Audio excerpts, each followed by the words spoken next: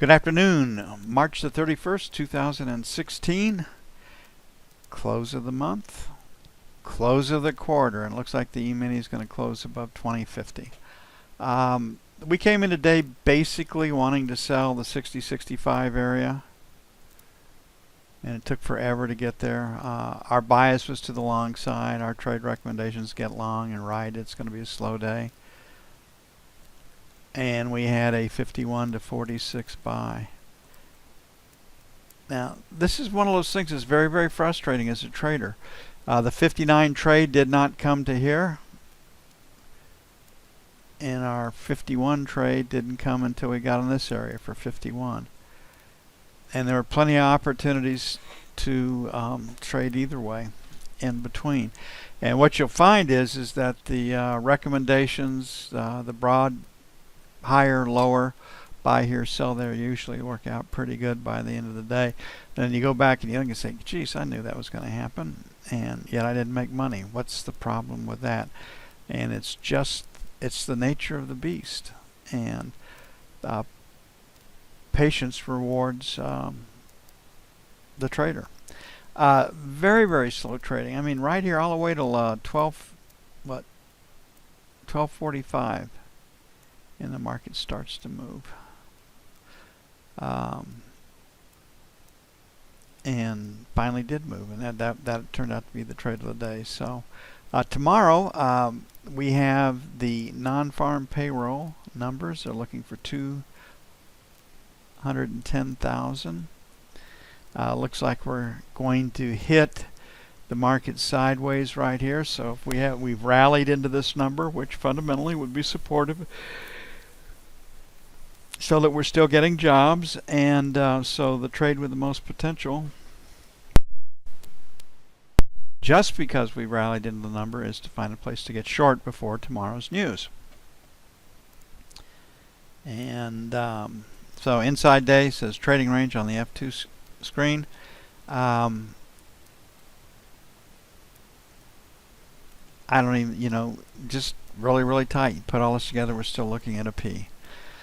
So without news tomorrow, I know we sound like a broken record, 59 to 64. We've been here for a couple of days. 69 to 74.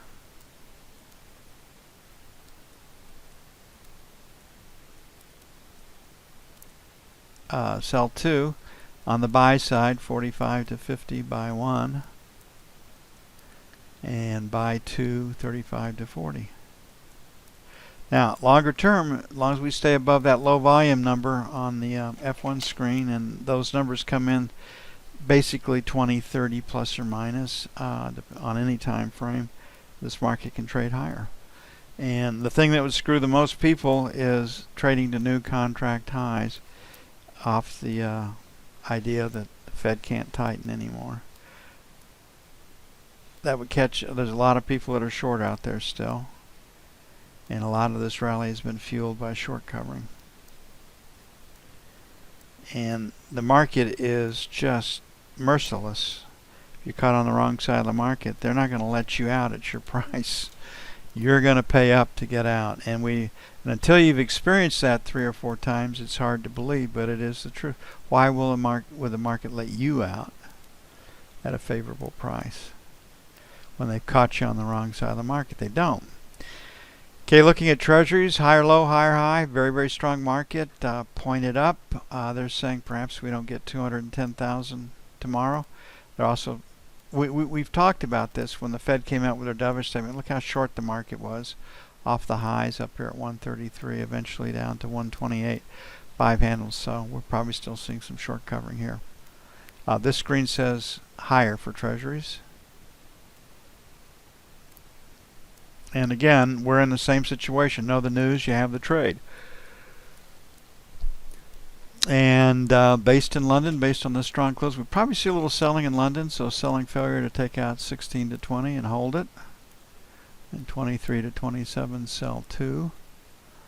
On the buy side, got a couple of breakout levels, 5 to 9. Picks up 1. And then back where we were this morning, 29 to 01 for buy 2.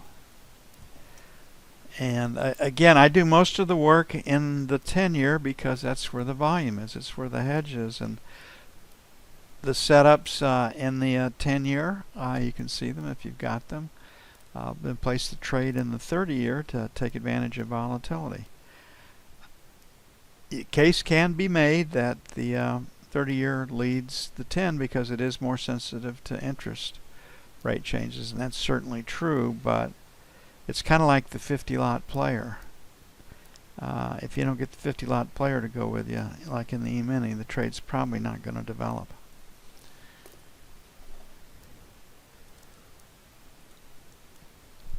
Okay, so Nancy wants no more R1s or S1s. So we got to close at basically 18 to 20 here. So this would be 24 would be 1. Got this low volume number from 27 all the way up to 09. So 31s to 03s, so 1. And 11s to 15s, sell 2. Failure to take out and hold 24 for those of you that trade in London probably works pretty well. On the buy side, the first band of support, probably 8 to 12.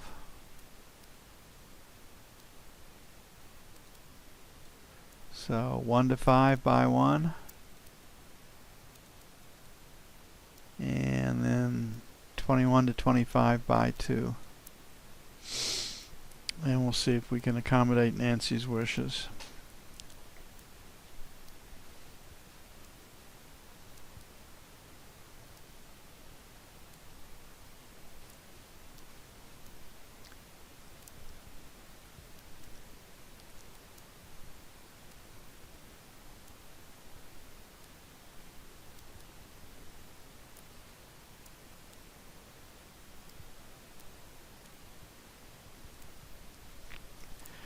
I hope you all are having fun and enjoying yourself. The mental challenge, you're up against the best minds in the world. This is the game where you can stretch your stuff and be among the precious few.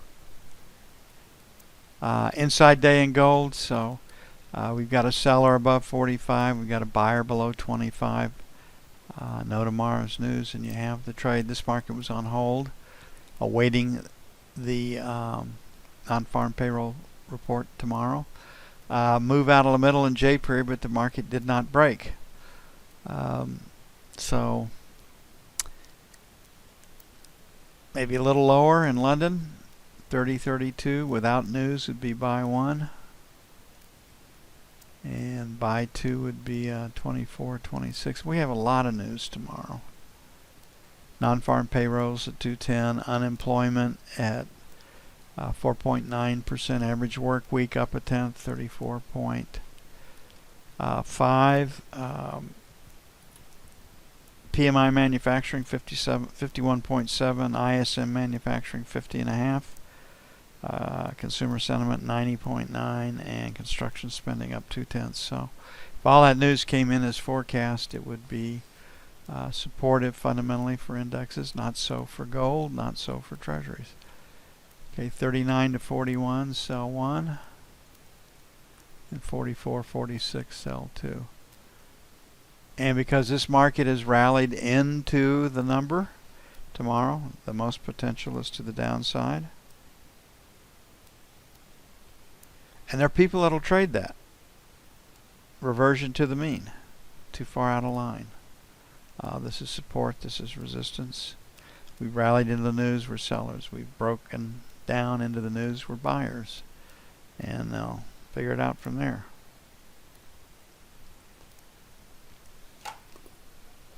Okay, crude, we have a seller above 39 and we've had a buyer below 38. Lower high, lower low, look for a place to sell it. I would concur with that just off the fundamentals, but that buck will get you a cup of coffee.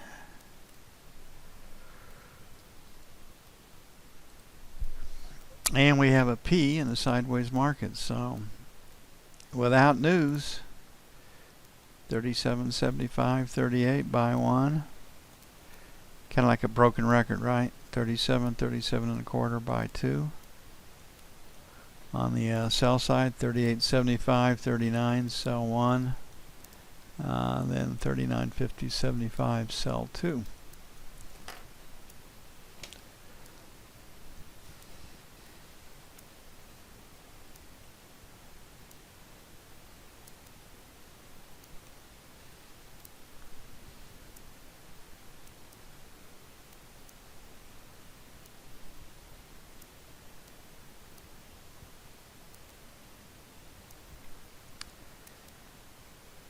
And last look at the euro, did not make it to 14.50 today, so I thought we had a pretty good chance of getting to 115, probably waiting for tomorrow's news.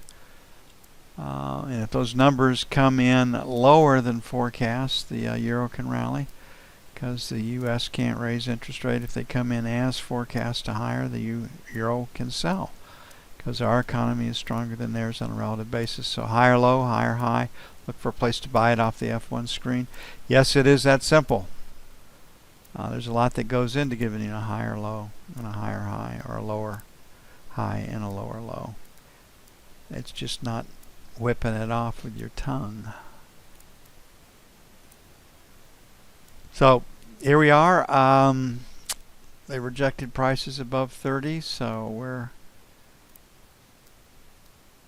25 to 35, sell one. 50 plus or minus, sell two.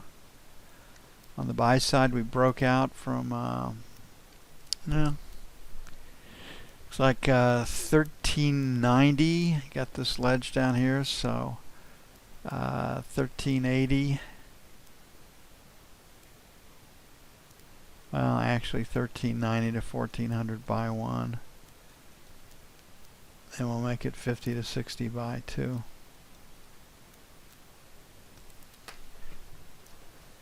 And that's it for the end of the month, end of the quarter, end of everything. So we get started with a new clean piece of paper tomorrow. And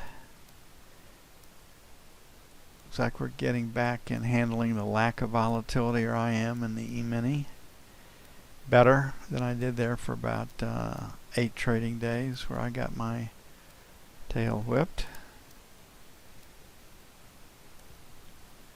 Just got to work the edges. We're just going to trade it like the bond.